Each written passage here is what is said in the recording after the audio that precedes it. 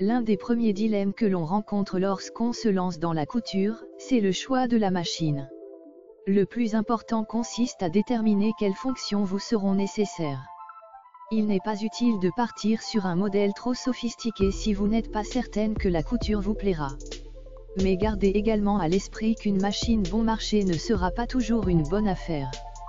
L'idéal c'est à la fois une machine simple d'utilisation et proposant suffisamment de possibilités pour vous permettre de progresser.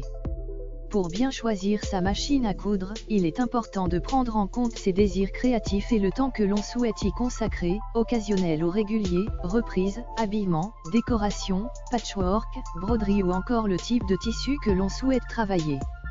Vos projets vous guideront dans le choix de votre machine à coudre.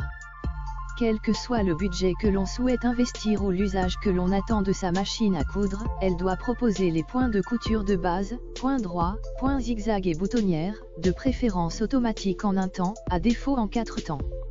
Attention, la mention « boutonnière en 4 temps » signifie que vous devez changer 4 fois vos paramètres de couture afin de coudre les 4 côtés de la boutonnière.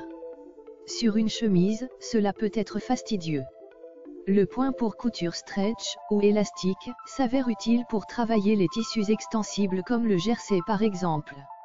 Enfin, le point de surjet, aussi appelé point overlock, permet de réaliser des ourlets de bonne facture, même si un point zigzag serré près du bord peut aussi faire l'affaire.